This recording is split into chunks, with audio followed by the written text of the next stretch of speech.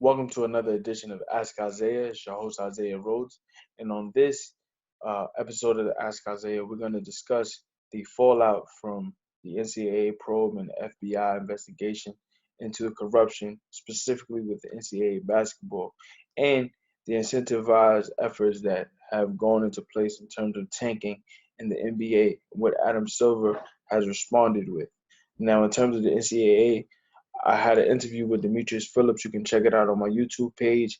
And in that discussion with Demetrius Phillips, a former Division One and Division Two basketball player who went on to play professionally overseas, we spoke about the exploitation of basketball players and what the experience is of a player on a full scholarship and what they had to go through to compete at the highest level while also knowing that money is being made off their likeness without them able to be compensated.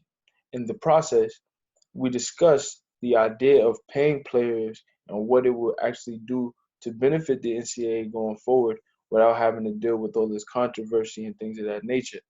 Now, LeBron James, Carmelo Anthony, and Kevin Durant, all highly publicized great basketball players in their prime and at the end of their prime, discussed what it was like to be going through that process and why it's beneficial for players to get paid while also protecting the integrity of the game. Now, for LeBron, a player who didn't go to college, he foregone his eligibility to play at the at the collegiate level. He went on to make millions and millions of dollars at the NBA level, but also he avoided being exploited and actually cashed in on his ability at a younger age. Carmelo and Durant went to school for 1 year to polish their skills, but they understood the bottom line was to get to the NBA, and they went on to have Hall of Fame careers potentially.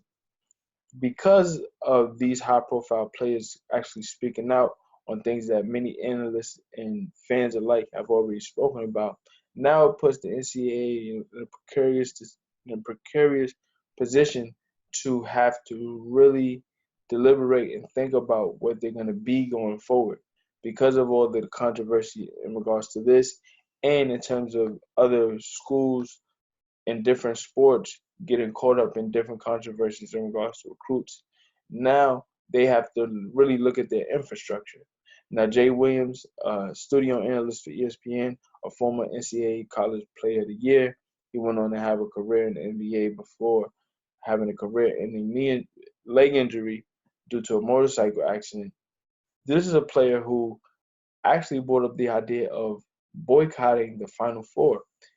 And in doing so, he made an analogy to the NBA and the salary cap.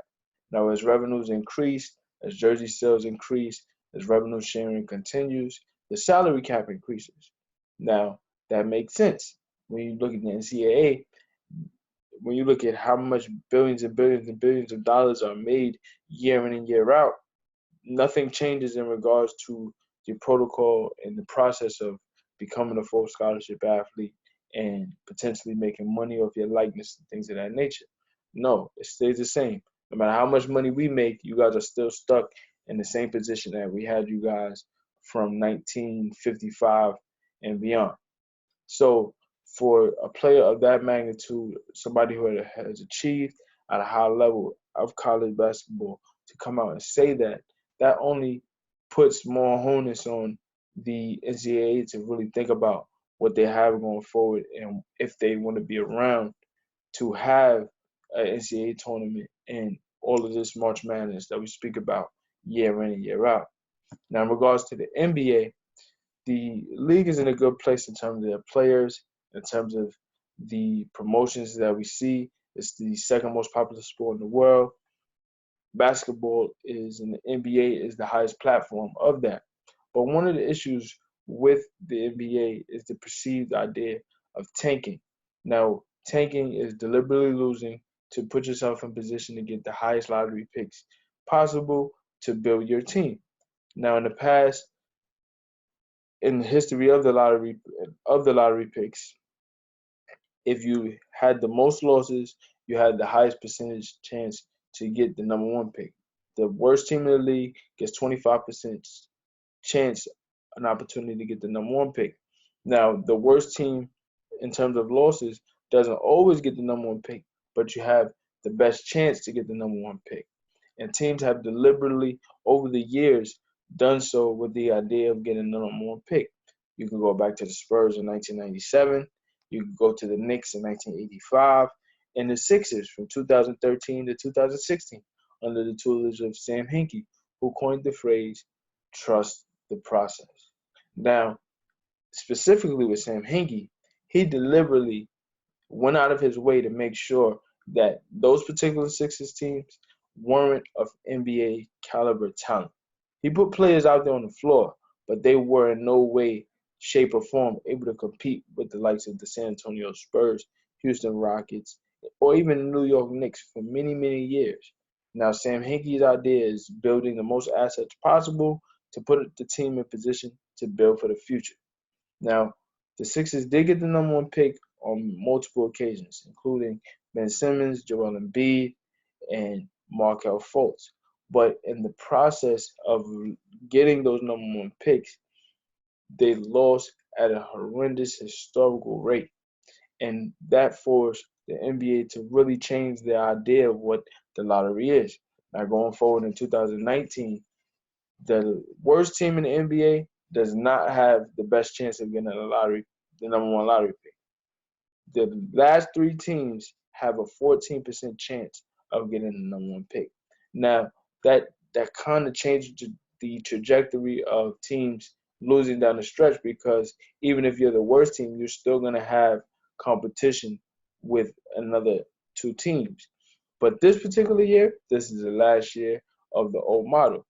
And Dallas Mavericks owner Mark Cuban came out on a podcast with Julius Erving, the great Dr. J, and he discussed a conversation he had with multiple Mavericks at a dinner in terms of the future of the franchise, and he discussed how losing would be their best option.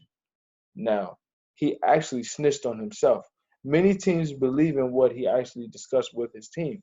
The only thing is you're not supposed to say it publicly, because if you do, you insult the integrity of the game, which is at the highest level. You want to compete and give the fans their money's worth every single night.